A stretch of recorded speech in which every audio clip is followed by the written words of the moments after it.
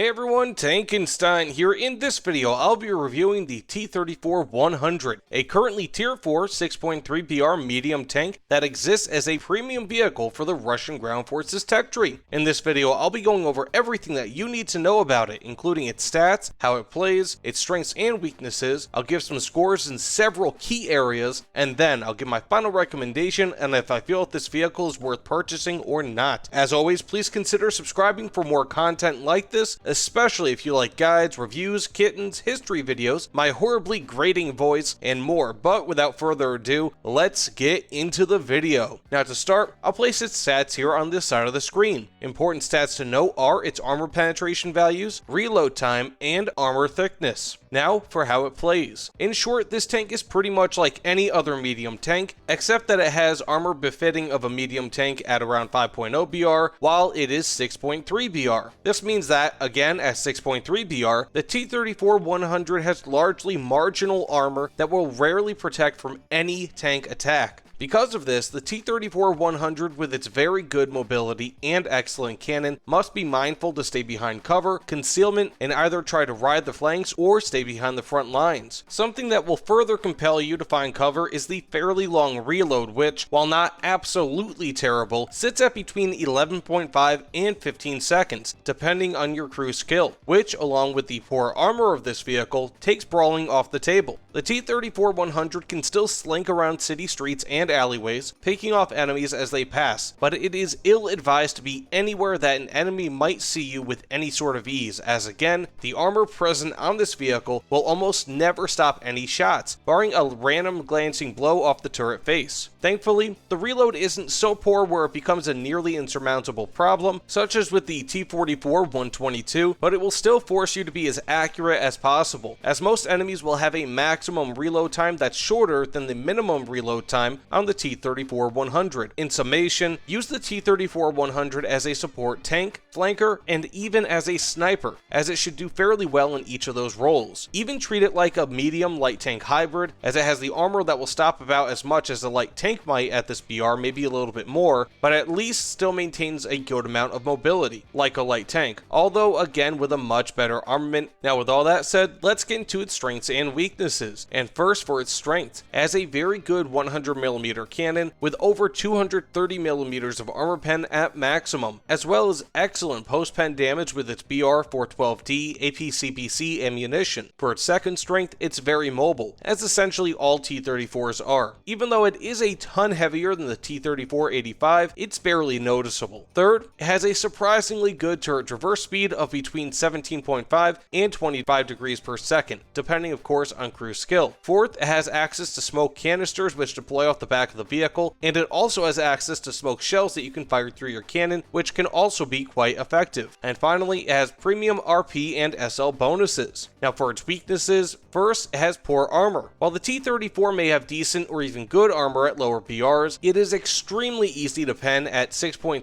BR by nearly every tank from every angle. For its second weakness, it has a long reload. Though it isn't absolutely terrible, having anything over a 12-second reload with such light armor can be a big issue. For its third weakness, it has mediocre gunner's optics with only a 4x zoom. For its fourth weakness, it has a mediocre, though not absolutely terrible, 9 km/h reverse speed. And finally, it has a terrible cannon depression of just 3 degrees, which is 2 degrees worse than the already bad 5 degrees on the T-34-85. This is so bad that going over a simple city block can cause issues with aiming at enemy tanks. Now with that said, let's get into how I score various aspects of this vehicle. And first, for armament, I give it a 7 out of 10. The greatest strength, along with one of the biggest weaknesses of the T-34-100, is the cannon with which it shares its name. The 100mm LB1 cannon is very powerful, being able to one-shot most medium and many heavy tanks that it will fight, even in up tiers, largely due to its nearly 240mm of armor pen at max, as well as nearly 100 grams of explosive filler equivalent. On the other hand, it suffers from the same relatively long reload that many Soviet large gun tanks have around this BR, with it being anywhere from 11.5 seconds at best all the way down to 15 seconds. This, while not absolutely terrible, can create matchup issues. For example, the reload is long enough where the Tiger II-P that sits at the same BR as the T-34-100 can shoot 3 shots in the same length of time that the T-34-100 can fire 2 shots, and the King Tiger shots are almost certainly more accurate and with slightly better post-pen damage due to having more explosive filler equivalent. Further, the T-34-100 lacks any sort of usable anti-air defense, such as a top-mounted LMG or, better yet, an HMG. As such, if it only had a slightly better reload, better gunner's optics, and even a top-mounted LMG, I would likely rate the T-34-100 a 7.5 out of 10 or even an 8 out of 10 in this category, but for now it remains as a still very good 7 out of 10 score for armament. Now for mobility, I give it a 6.5 out of 10. The T-34, through all of its changes and weight increases, has had relatively good mobility. At this BR, and especially giving its weight increases, this T-34 variant is more sluggish compared to its lighter and lower BR predecessors, though it largely maintains the same pep in its step that it's known for, although of course it does have the same engine as even the 3.0 to 4.0 BR range T-34s. I would likely give the T-34-100 a 7 out of 10 in this category if it did not suffer from a relatively low 9 km per hour reverse speed. And although while this T-34 variant is perfectly capable of pulling off flanking maneuvers, it's not quite as good as its earlier 76mm equipped ancestors would have been able to do. Now with that said, for survivability, I give it a 3.5 out of 10. While the T-34 armor was largely considered excellent by early World War II standards, as well as 3.7 BR or so standards, largely the same armor package is on this vehicle all the way up at 6.3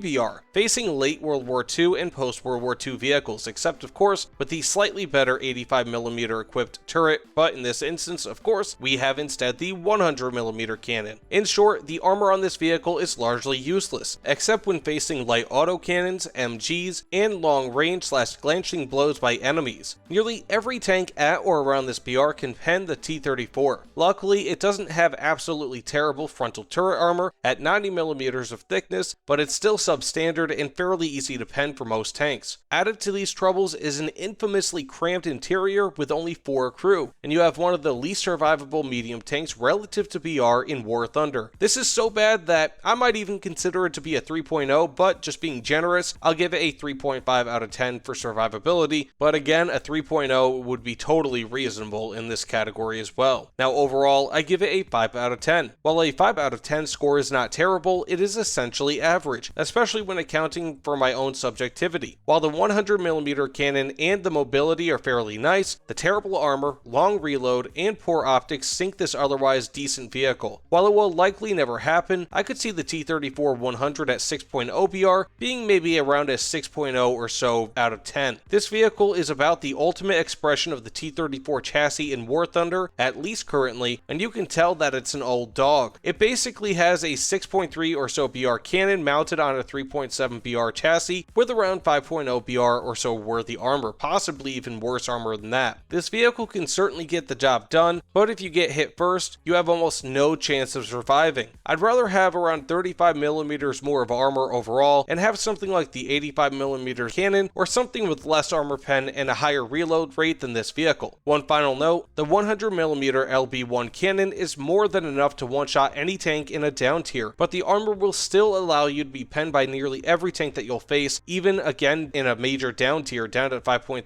BR. This is a vehicle of extremes, and those extremes hurt this T-34 variant more than they help it. With all that said, do I recommend this tank for purchase? Well, it's not bad enough where I can say no to purchasing this tank outright, but I will say that it is, in my opinion, a sale-only tank. I would only purchase this vehicle if a large sale on Golden Eagle premium vehicles comes around, with around a 50% sale being strongly preferred, and you have other better vehicles such as the IS-6 already purchased. Again, I do not think that the T-34-100 is a bad vehicle, but it is extremely unbalanced, featuring a relatively long reload, minimal armor, great armor pen, and decent speed. It pretty much plays like a more heavily armored and armed light tank, except with less speed and without the benefits of light tanks, such as smaller overall size, typically better reload, and the scout function. The T-34-100 is absolutely nasty in the right situations, such as when shooting from behind cover at a limited group of enemies, but once exposed, you have absolutely nothing to protect you. So yes, in short, if you are looking to purchase this vehicle, wait for a sale. Far better options exist in the Russian premium tech tree, such as the IS-6, the Object 120, the T-34 T-34-85E if that becomes available again, and even the Object 248 if that's inexpensive enough and you have access to the marketplace. I like the T-34 style of gameplay, but it is far too long in the tooth at this BR and should generally be avoided unless substantial savings are in play. Now that said, thank you all so much for watching this video. Please let me know what you think of the T-34-100 and of this video in the comments below. Also, please consider subscribing if you like this type of video, or my eldritch voice.